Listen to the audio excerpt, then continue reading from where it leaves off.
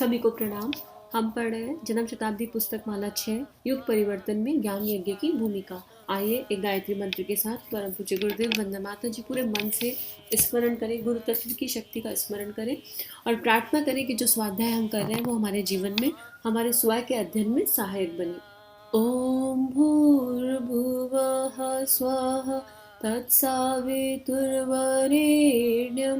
भर्गो देवस्य धीमहि धियो यो नः प्रचोदयात्।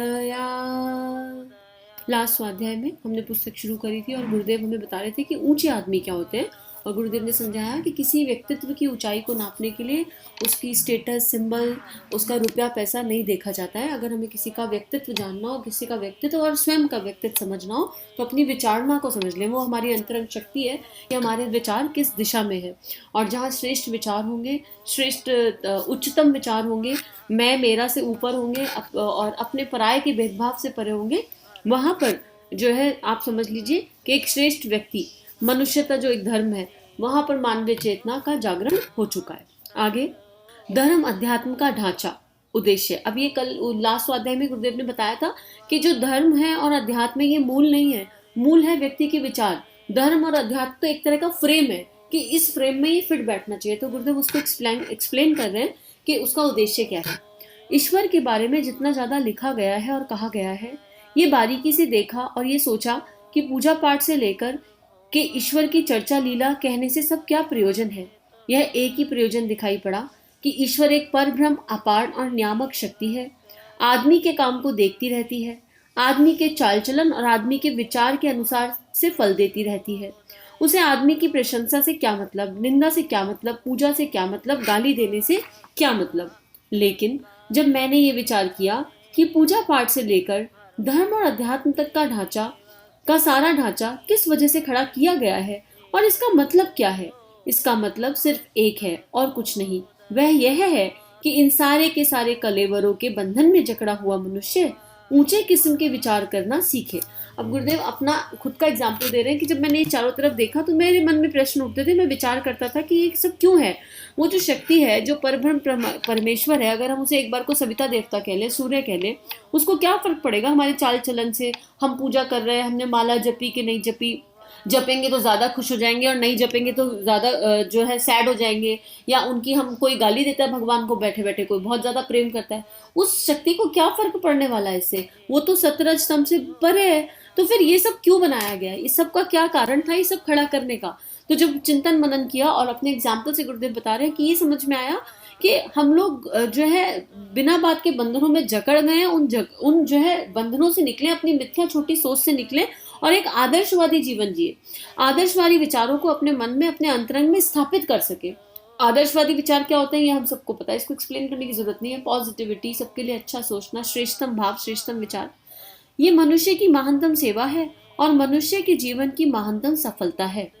उसके मन में श्रेष्ठ किस्म के विचार रहते हो और इस तरह के विचार रहते हो जो उसके व्यक्तिगत जीवन को पवित्र बना दे और जो उसके व्यक्तिगत जीवन के दोष और दुर्गुणों का समाधान कर दे। और इस तरह के विचार जो मनुष्य को उदार बनाते हैं, जो मनुष्य को स्वार्थपरता और संकीर्णता के जाल जंजाल से निकालते हैं, वो विचार जो मनुष्य की परिधि को, सीमा को अपने शरीर से आगे बढ़ाते हैं, अपने कुटुंब से आगे बढ़ाते हैं, अपने बच्चों से आगे बढ़ाते हैं और इतना विशाल बनाते हैं कि वह सारे समाज का अंग हो जाता है और सारे समाज की पीड़ा को अपनी पीड़ा समझता है और सारे समाज की सुविधाओं को अपनी सुविधा समझता है और सारे समाज के कष्टों को अपना कष्ट समझता है और समाज की सेवा को अपनी सेवा समझता है। जब इतना उच्च स्तर मनुष्य का हो जाए तो समझना चाहिए कि इसके पास धर्म की मान्यता आ गई, अध्यात्म की मान्यता आ गई, ईश्वर की भक्ति आ गई। कितना श्रेष्ठ गुरुदेव ने श्रेष्ठ विचारों का एग्जाम्पल दे दिया। आत्मीयता का विस्तार जब हो जाए, जब आत्मीयता का विस्तार क्या है, हम सब में वही एक परमात्मा है, हम सब उसी प्रकाश की किरण है, जो मुझ में है वही सामने वाले में है। जब मेरी अप्रोच पॉजिटिव हो जाए, मुझे सब में श्रेष्ठता दिखाई देने लगे, सबके गुण दिखने लगे केवल। और सबसे इंपॉर्टेंट पहले स्टेप गुरुदेव कहाँ से शुरू कर रहे हैं, अपने से शुरू कर रहे हैं। जब हमें अपने दोष गुण दृष्टा भाव में दिखने लगे और हम उस पर कार्य करने लगे, दिख गए और अल्ले टल्ले मार के आगे बढ़ गए, कोई फायदा नहीं। दिख गए और बहुत गिल्ट में चलेगा और उन्हीं का रोना रोते बैठे, तब भी कोई लाभ नहीं होगा। दिख जाए और फिर काम करना शुरू कर दें, फिर जब ठीक हो तब ठीक हो, लेकिन हम प्रयासरत हो जाएं उसी समय। तो वो जो है श्रेष्ठ विचारों की गुरुदेव ने पूरी बता दी कि कहाँ से शुरू करना है। आत्मनिर्माण से शुरू करते करते आत्मता का विस्तार इतना हो जाए कि पूरा संसार, पूरा विश्व निर्माण हो जाए। एक व्यक्ति विश्व निर्माण कर सकता है जब उसका आत्मता का विस्तार हो जाए। तो यही बात गुरुदेव ने विश्व निर्माण कर दिया ना। युग निर्माण की बात गुरुदेव कह रहे हैं, ऐसी थोड़ा ना कह रहे हैं। उनकी उनकी चेतना वहां रेडिएट करती है, उनकी करुणा संवेदना का स्तर वहां है कि उनसे अगर वो एक और खाना नहीं खा सकते थे क्योंकि उनके बच्चे भूखे थे। आगे, हर काम ऊंचे दृष्टिकोण से, ये हेडिंग है। अगर इस हेडिंग का समरी समझने की कोशिश करें तो गुरुदेव शायद यहाँ ये बताना चाहते होंगे कि हमारा जो सोच है ना, हमारा जो दृष्टिकोण है वो व्यापक हो जाए, थोड़ा बड़ा सोचे, विस्तारित सोचे। हर चीज को अपनी स्थूल बुद्धि से सोचने की कोशिश करेंगे तो हमको समझ नहीं आएगा। युग निर्माण योजना is a very big vision. तो वो विजन, हमारा विजन उस लेवल पर खड़ा हो जाए और वो श्रेष्ठ विचारों से हो सकता है। ये सारे के सारे जो कुछ भी हमारे दार्शनिक ढांचे खड़े हुए हैं इसी आधार पर खड़ा हुआ है। और ये स्तर यदि मनुष्य का बना रहा तो जो कुछ भी काम आदमी करेगा उसी में शान उत्पन्न हो जाएगी, उसी में सुख और सुविधा उत्पन्न हो जाएगी। ईमानदार आदमी अगर तिजारत करेगा तो उससे सारी जनता को बहुत लाभ होगा और उससे चीजें खरीदने वालों को बहुत संतोष होगा। एक दूसरे के प्रति प्रेम और विश्वास के भाव बढ़ेंगे। व्यापार हो तो क्या, अध्यापन हो तो क्या, मजदूरी हो तो क्या, कोई भी काम क्यों ना हो, अगर मनुष्य ऊंचे दृष्टिकोण से, अच्छे दृष्टिकोण से करे तो वह छोटा सा काम समाज के लिए बहुत उपयोगी हो सकता है और व्यक्ति की शान और गौरव को ऊंचा उठा सकता है। हर आदमी है कोशिश करेगा कि मेरा काम अच्छे किस्म का हो और मेरी इज्जत उस अच्छे काम में जुड़ी हुई हो। पैसा कम देता हो कि ज्यादा, लोग इस बात की सराहना करें कि किसी आदमी ने इसे बड़ी दिलचस्पी और बड़ी मेहनत के साथ किया। फिर उसकी इज्जत और आबरू लोगों की आंखों में बढ़े और अपनी आंख में भी अपने आप को यह मालूम पड़े कि हम ईमानदार, शरीफ, नेक और कर्तव्यपरायण और वचन के पाबंद हैं। आदमी की ऊंचाई इसी बात पर टिकी है। अब इतना सुंदर पैराग्राफ है। यहाँ गुरुदेव बता रहे हैं कि आप जो भी कार्य करो उसमें हमारा जो मूल भाव है ना वो श्रेष्ठ होना चाहिए। अगर मूल भाव श्रेष्ठ है तो फिर चाहे हम बिजनेसमैन हैं, एंटरप्रेन्योर हैं, चाहे हम टीचर हैं या फिर हम मजदूरी करते हो, कोई फर्क नहीं पड़ने वाला। मूल भाव श्रेष्ठ होना चाहिए कि ये जो काम हम कर रहे हैं पूरी शिद्दत से करेंगे, लगन से करेंगे, मेहनत से करेंगे। ये हमको भी कंट्रीब्यूट कर रहा है, हमारी फैमिली को और पूरे समाज को कंट्रीब्यूट करे ये काम, हमारी प्रतिभा को बढ़ाए ये काम, फिर चाहे वो कोई भी कार्य हो। और फिर जब हम उस रेडिएशन के साथ काम करेंगे तो उसमें पैसा कम ज्यादा इन्वॉल्व है, वो बात की बात है, उससे वो मैटर भी नहीं करेगा। अगर आपने किसी के हृदय को स्पर्श कर दिया, भले ही उसके पीछे आपने कोई स्वावलंबन की शक्ति को पूरा करने के लिए स्वावलंबन के कारण उसके पीछे थोड़ी श्री की व्यवस्था कर रखी है, लेकिन अगर आपने किसी आत्मा के हृदय को स्पर्श कर दिया या आपके श्रेष्ठ काम से जहां आप काम कर रहे हैं या समाज को कोई फायदा हो गया तो तब भी वाही होगी, तब भी लोग तारीफ करेंगे, तब भी लोग आपके लिए, पूरी दुनिया, पूरा समाज आपके लिए श्रेष्ठ थॉट डिपॉजिट करेगा, आपकी शक्ति में कंट्रीब्यूशन होगा।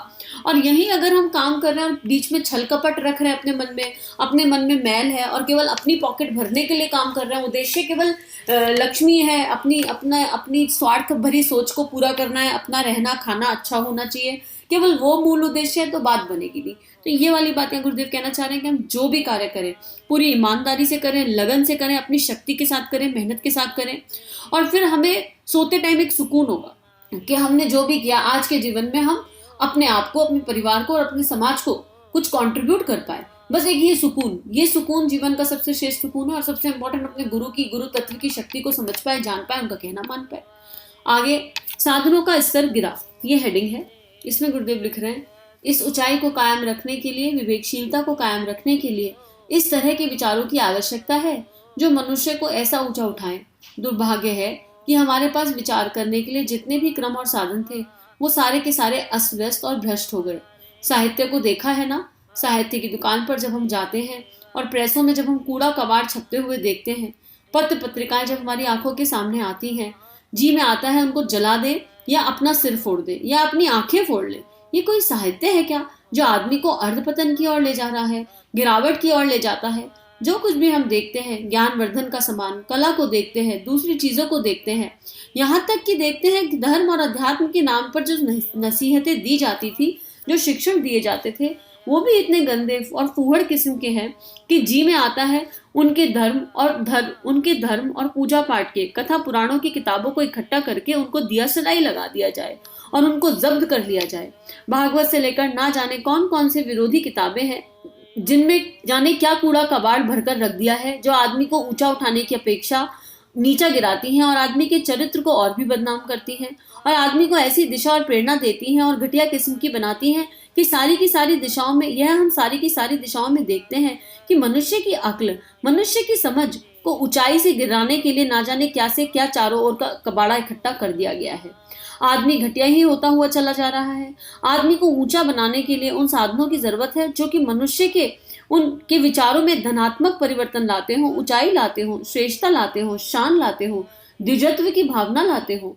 इस तरह सारे का सारा कलेवर और ढांचा खड़ा किया जाना चाहिए जिससे कि आदमी के विचार करने की शैली कुछ ऊंची बने, श्रेष्ठ बने। आदमी श्रेष्ठ नागरिक बनेगा तो अपनी राजनीति ठीक हो जाएगी, श्रेष्ठ नागरिक बनेगा तो व्यापार सही हो जाएगा, श्रेष्ठ नागरिक बनेगा तो आदमी का स्वास्थ्य ठीक हो जाएगा। अगर श्रेष्ठ नागरिक बनेगा तो अपने कुटुंब और अपने परिवार में बड़े प्यार और इज्जत के साथ, शान के साथ रहेगा। तो उसके बालक, अगर श्रेष्ठ नागरिक बनेगा तो उसके बालक ना जाने कैसे अच्छे हो जाएंगे। श्रेष्ठ नागरिक होंगे तो उसके पैसे की आमदनी जो कुछ भी है उसका बेहतरीन इस्तेमाल होगा। व्यक्ति अपने आप में स्वर्ग में रहता हुआ अनुभव करेगा और सारे समाज में शांति आएगी अगर व्यक्ति का स्तर ऊंचा हो जाए तब। अब यहाँ पर गुरुदेव सही कह रहे हैं और कितनी दयनीय है ये स्थिति कि इतने सारे साधन हैं। आज तो टेक्नोलॉजी इतनी हाई हो गई लेकिन परोसा क्या जा रहा है हम जानते हैं। टीवी देख लो तो कोई बहुत सारी ऐसी चीजें आती हैं जिनकी जरूरत नहीं है और क्योंकि हम लोगों की जो चेतना है अभी उतनी ऊंची उठी भी नहीं है तो अट्रैक्ट हो जाता है सारा मनुष्य और अट्रैक्ट होके फॉलो भी करने लगते हैं। मैगजीन्स देख लो, कवर पेज देख लो, जो कुछ अब ये जिन्होंने बनाया उनकी वृत्ति क्या रही होगी। यहाँ देखने वालों से ज्यादा मैन्युफैक्चरर्स की बात है, बनाने वालों की बात है कि आप क्या बना रहे हो। आपको भगवान ने कला दी कलरिंग करने की, ड्राइंग बनाने की, चित्र बनाने की, और आपने क्या चित्र बना दिया।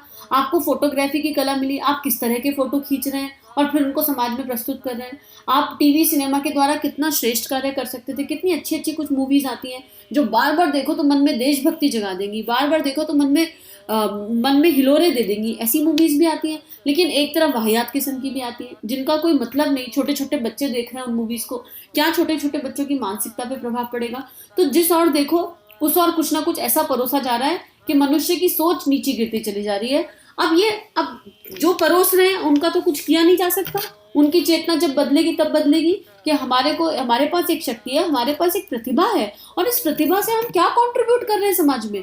अगर उनको ये समझ नहीं आ रहा तो सुनने वाले, पढ़ने वाले वो जागरूक हो जाएं। किसी एक पक्ष को तो जागना पड़ेगा। हमारे मन में फिल्टर लग जाए ना कि हमको क्या देखना चाहिए, क्या देखने योग्य है, क्या पढ़ने योग्य है, क्या पढ़ने योग्य नहीं है। हमारे मन में फिल्टर लग जाए तो फिर हमारे मन में फिल्टर लग जाए और उसके बाद वो जज्बा जागृत हो जाए कि हमारे अंदर जो भगवान ने प्रतिभा दी है, सबको प्रतिभा है, कोई ना कोई प्रतिभा हर किसी को मिली है। हम अपनी उस प्रतिभा को उस लेवल पर लेकर जाएं कि उसको समाज के उत्थान के लिए, परिवार के निर्माण के लिए कहीं ना कहीं उसको इन्वेस्ट कर सके उस प्रतिभा को। ये वाली बात, अब किसी एक चीज पे तो काम करना पड़ेगा। तो गुरुदेव यही कह रहे हैं कि चारों तरफ देख के मन करता है, इस पैराग्राफ में गुरुदेव की पूरी पीड़ा झलक कर आ रही है, उनका पेन झलक कर आ रहा है कि चाहे वो कोई सी भी है, धर्म के नाम पर, पूजा पाठ के नाम पर, कर्मकांड के नाम पर ऐसा सुनाई देता है। पंडित कहता है आपके हिस्से की पूजा हम कर देंगे और हमारे हिस्से का खाना भी तुम खा लो।